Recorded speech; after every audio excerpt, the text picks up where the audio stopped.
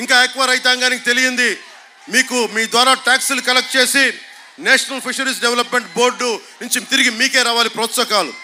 అలాంటిది తెలంగాణలో ఇస్తున్నారు, కర్ణాటకలో ఇస్తున్నారు. కానీ ఆ డబ్బులు, మీరు ఇచ్చిన ట్యాక్స్ డబ్బులు భవన నిర్మాణ కార్మికుల సంక్షేమ నిధిని ఎలా దోచేశాడో అలాగే ఆక్వా రైతాంగం కట్టిన ట్యాక్స్ డబ్బుల్ని జగన్ తను కూర్చొని తన సారాకి, తన మద్యం వ్యాపారాలకి అమ్మేసుకుంటా ఉన్నాడు. తాగునీటి సమస్య మనం అనుకోవచ్చు అన్ని చోట్ల ఉండేది అనుకోవచ్చు, కానీ ఎక్కడైతే ఆక్వా ఉందో అక్కడ చాలా కష్టమైంది, క్లిష్టమైన పరిస్థితి ఏంటంటే ఆక్వా ఉంటే ఉపాధి అవకాశాలు ఉన్నాయి, డబ్బులు ఉన్నాయి. దాంతోపాటు చెరువుల్లో క్రిమి సంహారక మందులు ఎక్కువ వాడతారు.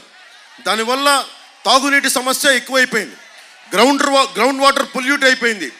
దానికి పరిష్కారం Godavari delta water purifying plants ఏర్పాటు చేసి మంచినీరు అందించకపోతే మీరు బిడ్డల్ని, ఆడబిడ్డలకి పొత్తికడుపుకు సంబంధించిన సమస్యలు కానీ, బిడ్డలకి లంగ్ సమస్యలు కానీ, మనకి ఆరోగ్యపరమైన సమస్యలు తలెత్తుతూ ఉన్నాయి, కిడ్నీ డిసీజెస్ వచ్చేస్తూ ఉన్నాయి.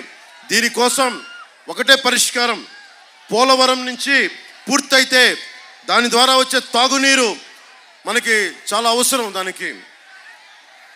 సో మనకి ఏలూరు కెనాల్ నీళ్లతోటి ఇక్కడ తాత్కాలికంగా పోలవరం రెడీ అయ్యే వరకు తాగునీటిని సమస్య తీర్చే అవకాశం ఉన్నప్పటికీ కేవలం ఆ కెనాల్లో ఈ డబ్బుల్లో లేక డబ్బుల్ని మద్యానికి ఖర్చు పెట్టి, అనవసరమైన చోట్ల ఖర్చు పెట్టి, వాళ్ళ ప్రభుత్వ భవనాలకి వైసీపీ రంగులు వేయడానికి 1300 కోట్లు, తీసేయడానికి 1000 కోట్లు ఖర్చు పెట్టి మనకి ఏలూరు కెనాల్ నీళ్ళకి, కెనాల్లో పూడికి తీయలేకపోతే మనకి ఇంకా ఉంగుటూరులో తాగునీటి సమస్య ఉంది.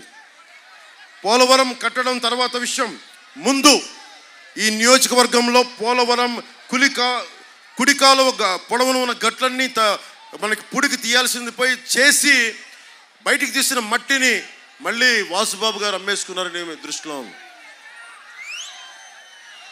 అలాగే క్రాప్ ఇన్సూరెన్స్, మనకి వెదర్ ఫోర్కాస్ట్ కానీ అగ్రికల్చర్ డిపార్ట్మెంట్ని కోఆర్డినేట్ చేసుకుని రైతుల కష్టాన్ని మినిమైజ్ చేయొచ్చు.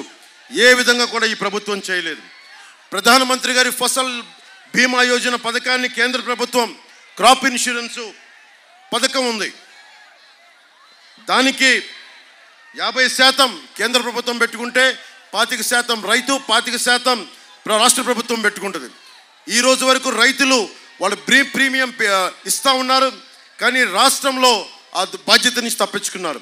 దాన్ని వైఎస్ఆర్ పంట బీమాగా మార్చాడు. స్టేట్ గవర్నమెంట్లో తన వాటా కట్టేయడం మానేయడం వల్ల ఈ రోజున 10% రైతాంగానికి కూడా పరిహారం అందట్లా. రోడ్ల సమస్య ఉంది. రోడ్ల సమస్య మీకు ఎన్ని వేల మంది చనిపోయారో మీకు తెలీదు. చినుకు పడితే వర్షాకాలంలో స్విమ్మింగ్ పూల్ అయిపోతున్నాయి ఆంధ్రప్రదేశ్ రోడ్లు. వర్షంలో బయలుదేరిన వాళ్ళకి ఎక్కడ గుంతుందో, ఎక్కడ రోడ్డు ఉందో తెలియదు. గజానికో గొయ్య, వాటిలో వెళ్ళడానికి అంబులెన్స్లో పడే కష్టాలు.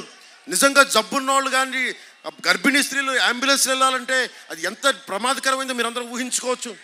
అలాగే రోడ్లని ఇన్ఫ్రాస్ట్రక్చర్ డెవలప్ చేయకపోతే ఎలాంటి నష్టాలు ఉంటాయని చెప్పడానికే పల్నాడులో మనకి ఒక చిన్న ఎగ్జాంపుల్గా చెప్తున్నాను. హయ్యెస్ట్ రోడ్ యాక్సిడెంట్స్ ఆంధ్రప్రదేశ్లో. పల్నాడులో 4 పిల్లలు ఉన్న ఆనంద్ అనే యువకుడు చనిపోయాడు. కాకినాడలో పెద్దపాలెంకి చెందిన భవన నిర్మాణ కూలి సత్యబాబు చనిపోయారు. చిత్తూరు జిల్లా గొంటిపల్లి చెరువు దగ్గర కరుణాకర్ రెడ్డి గారు చనిపోయారు. నెల్లూరు జిల్లా మునుగోలులో బీజేపీ మండల అధ్యక్షుడు శ్రీనివాసులు రెడ్డి గారు చనిపోయారు. మన్యం జిల్లా సాలూరు మండలం లారీ డ్రైవర్ సురేష్ గారు బైక్లో వెళ్తూ ఉంటే యాక్సిడెంట్ అయి చనిపోయారు. ఇలా ఇన్ని వందల మంది, వేల మంది చనిపోతూ ఉన్నారు. వీళ్ళందరూ కొంచెం పేరున్నాళ్ళు కాబట్టి మనకు తెలిసింది. నేను కోరుకుంటుంది కూడా కనీసం మౌలిక అవసరాలు, కనీసం గుంతలు పూడ్చలేని ప్రభుత్వం మీకు ఇంకోసారి కావాలా లేదనేది మీరు నిర్ణయించుకోండి. ఈసారి కొడితే కుంభస్థలం బద్దలు అవ్వాలి, బద్దలు అవుతుంది. బద్దలు కొడదాం. మీరు అందరికీ చాలామందికి ఏదో చిన్నపాటి ఇల్లు, చిన్నపాటి స్థలం, మీ తల్లిదండ్రులు స్వార్జితం, పిత్రార్జితం ఉంది కదా మీ అందరికీ ఎవరికి. ఈ రోజున government, YCP government land titling act పట్టుకొచ్చింది. ఇది మీరు చాలా జాగ్రత్తగా వినాలి ఈ మాట. మీ భవిష్యత్తు కూడా ఇది చాలా అవసరం.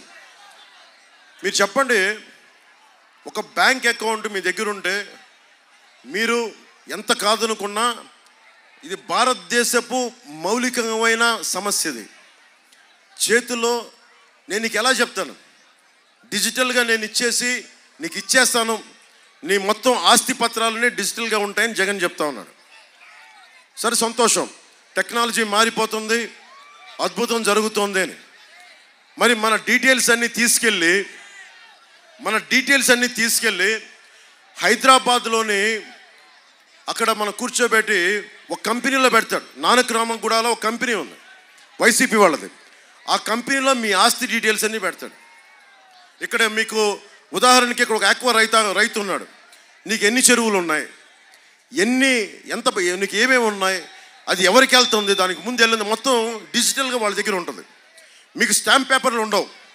ఎవడన్నా సరే రేపు పొద్దున వచ్చి పులివెందల నుంచో జగన్ మనిషి వచ్చి ఇక్కడ వచ్చి ఈ స్థలం నాది అని కోర్టుకి మనకి సబ్ రిజిస్ట్రార్ ఆఫీస్లో పెట్టుకుంటే అది మీకు తెలియాలి. అది మీకు తెలియకపోతే, మీరు క్లెయిమ్ చేయకపోతే మీకు ఎప్పటికీ రాదు. అది వెళ్ళిపోయింది, మనకి ఓనర్షిప్ ట్రాన్స్ఫర్ అయిపోయింది.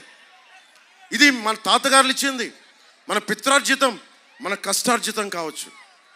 ఇవన్నీ తీసేస్తున్నాడు జగన్.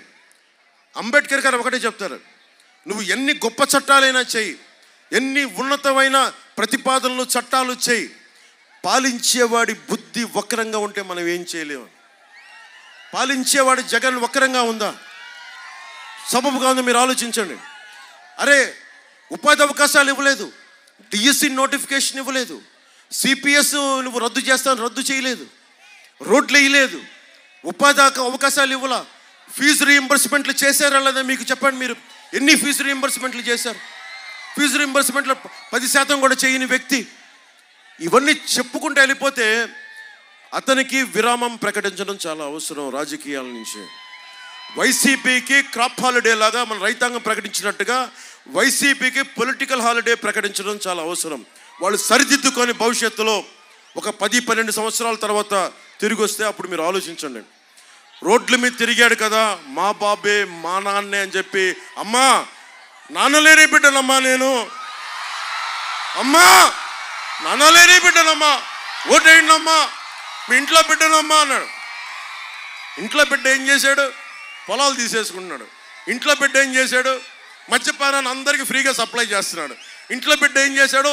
ఇసుక దొబ్బేస్తా ఉన్నాడు. ఇంట్లో బిడ్డ మీ అన్నో తమ్ముడు అయితే ఫీజు రీయింబర్స్మెంట్ చేయాలి కదా, అది చేయడు.